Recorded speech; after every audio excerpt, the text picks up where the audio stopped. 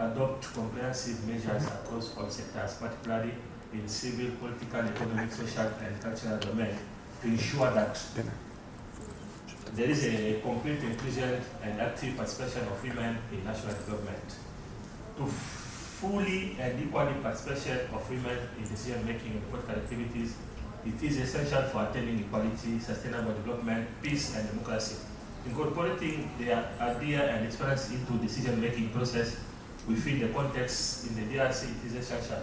Congo government must initiate comprehensive reform in electoral policies to incorporate a quota system and institutionalize gendered equality in terms of electoral list and create constituency where only women can compete.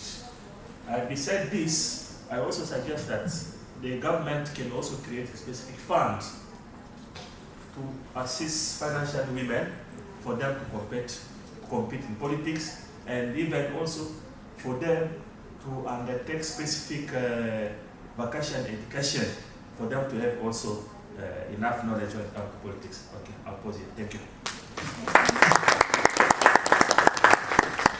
Okay, so we move on to our next paper, which is a comparative analysis and reservation policies by Dr. Power and Dr. Markey.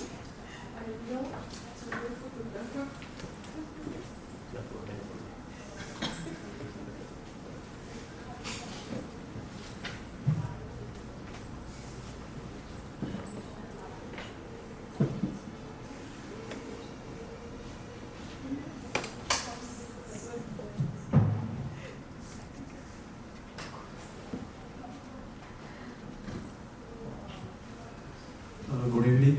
Myself, Dr. Prakash Prabha, from Ferguson College, affiliated to Savitribai Phule University, and my research colleague, Yashraj Parkhi, from Savitribai Phule University, Pune, Maharashtra, India. We both making combined this research paper. This is the Savitribai Phule University. Next.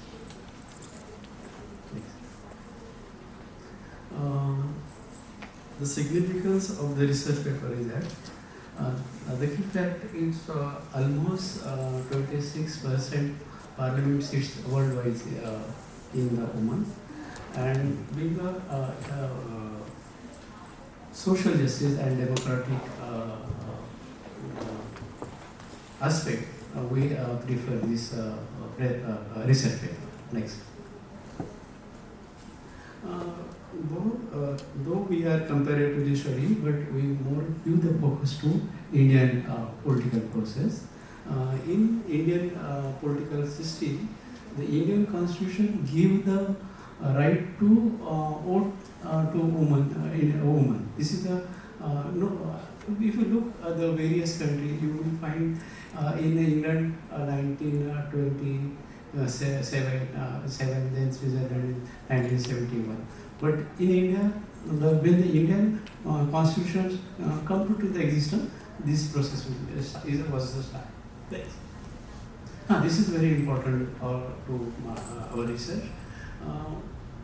In India, the social reform movement started in 19th century, and in this time, Brahmo Samaj, Arya Samaj, Prarthana Samaj, and Satya Shodhak Samaj, these are the four prominent organizations, and through they cover the Indian women's various social issues, opposed to practice of sati, advocacy of the remarriage, promotion of the education. Here I must mention that the Satya Shodhak Samaj is was a radical organization. He criticized culture and religious, and he focused the slavery of women, and especially patriarchal system. Again, the next point is very important. In Indian political process, there are three trends in politics: left, even all over the world, the left wing, right wing, and central wing. Of course, in India, BJP, Shiv Sena, Akali Dal all come to the right wing, and they give the more focus to religion, culture, and they oppose to equality, patriarchy, directly, indirectly. But same time, in a left wing, they give the radical perspective. In India, CPM, CPI, Forward Bloc, in Maharashtra, Shetkari Kamgar Party, they give more equality and social justice vision too. But and the central wing, just welfare, neither left nor right. This is the situation. At the same time, in India, Dalit movement was there, still there now. Adivasi movement is there, minorities movement there, and that reflects to participation, women's movement and the participation. Next. Okay. As early said, madam, in 1993, the 73rd and 74th constitutional amendment was there, and through this constitutional amendment, women's reservation is given to local level, and this is very revolutionary things to participation in India. But now, as he said, the Sarpanchpati or the male dominant culture, they not give the free hand to women to practice or the involvement. But situation is very, what we say, not good for women's representation. Again, the government of India passed the bill, women's reservation, after long decade. And it will be executed next coming Lok Sabha election. Because of that, there is a very sufficient participation in legislature and parliament. This is a fact. Okay, next. There are so many laws works here. Now my colleague explain next slide. Yes, sir. Thank you so much. So it's really a privilege for me to be a co-author with Dr. Prabhas Pawar, who has he has the experience of more than 30 years into coaching and training.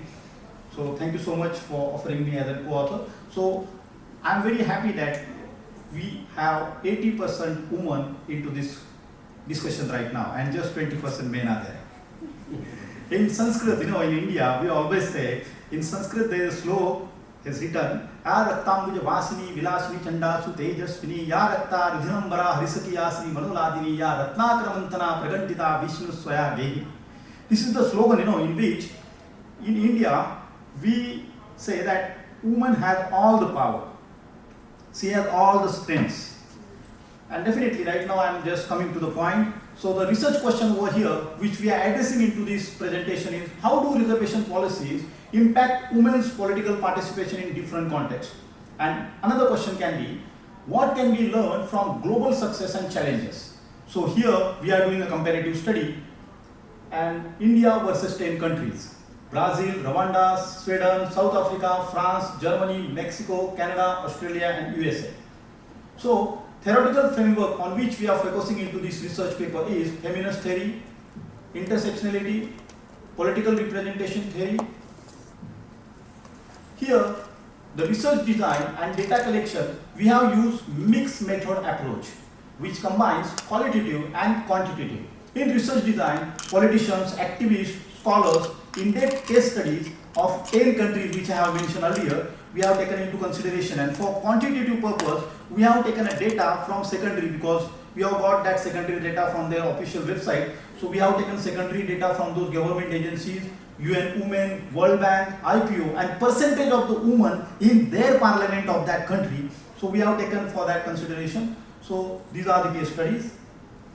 So success story which we can see and we want to brought in front of you for discussion are, Rwanda has 60% of the women in parliament due to strong constitutional quotas and cultural shift. Very, very important. In Sweden, voluntary party quotas ensure gender balance. And in India, definitely, as one of our political scientists, he has already mentioned that we have 33% of the reservation at local bodies, and some states also offer 50%. So local level reservation increase women's grassroots participation.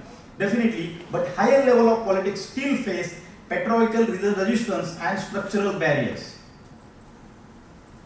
What are the barriers to implementation? So first barrier is cultural resistance. Deep-rooted gender norms limit real leadership, weak political will and lack of political support. Definitely, women need training and mentoring and financial resources to be effective leaders. As we can see in India, marriages are so successful. So women also process that it's their responsibility to manage that whole marriage. So she give priority to her marriage rather than her career. So what are the challenges? So definitely one more thing which we really want to address is now, up till now there were reservation for at local body level, but now we are coming with reservation at parliamentary and assembly level as well, and recently this bill has been passed and we are hoping that actually 15% to 33% will be representation will be more. So better focus on women's issues like health, safety and economy. These are the potential impact which we need to focus, but definitely there are challenges because implementation delays tied to census, because after 2011 there is no census. We are hoping that census will be done so as soon as possible, and delimitations. After every 15 years we do delimitations. We are considering that this delimitation will happen in 2026.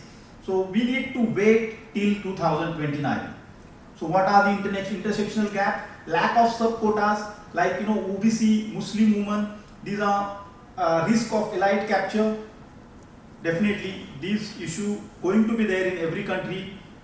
Proxy representation, risk of male family members controlling women's seat. And one more thing, that is rotating seat. I have written another research paper on this women rotation system, because in India, at local level reservation, what we do, we give 33% or 50% reservation, but we keeps on rotating those seats. So if one lady is working in one parliament or one in her constituency, then she need to choose other constituency to win, because after 5 years that seat get replaced to other men. So women cannot fight from that same seat. Definitely, but she can fight, but as men are more powerful and they are having more familiar and having good relationship, so that they get win very easily. So we need to address that issue, but we are going to address that issue in another research paper. So rotating seats could weaken the local accountability. This is another challenge. So what are the policy recommendations which we are coming up? Combine quotas with training and mentorship. Very, very important. Launch awareness campaign to shift mindset. Ensure intersectional inclusion for marginalized women. Monitor and evaluate for continuous improvement. Well-designed reservation, strong political will is plus cultural change is going to be a real empowerment for broader social impact.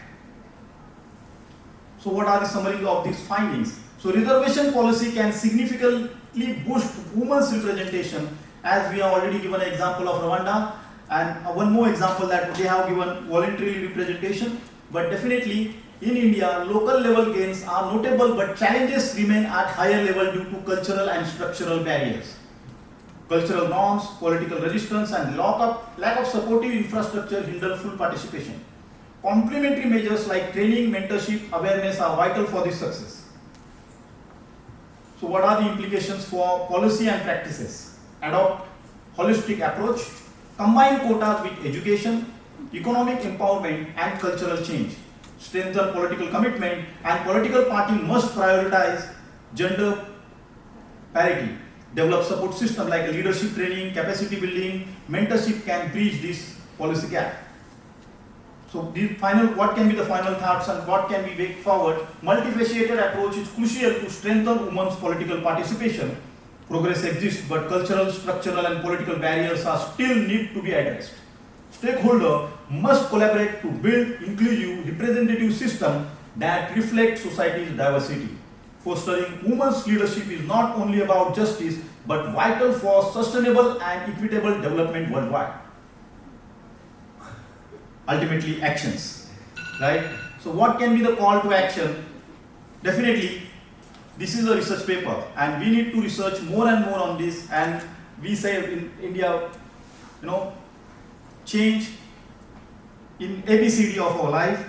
Between B and D, what comes in between is C. B stands for birth and D stands for death, and C stands for change. So we need to bring that change from us, from me. And with this, we are calling to action, keep researching, that is what we are taking, adopting and refining reservation policies, build strong support system and cultural change alongside legal measures, empower every woman leader to reach her full potential, a fairer and stronger society for all. So thank you so much. I really want to, I'm thankful because over here I am doing PhD from Savitribai Phule Pune University. Savitribai Phule is the first lady who has given education to girls, and this university by her name, and I am doing PhD from the same university. My guide, Professor Dr. Sanjay Gaikwad, he is also here. So thank you so much, sir, for guiding me, for coaching me. At the same time, thankful to Dr. Prakash Pawar and my family members who have came all the way to support me to do a presentation over here. So thank you so much, Mr. Sanjay Gaikwad, Jyoti Pawar, and Maya. Thank you. Well, can I just ask whether Juliana is here to present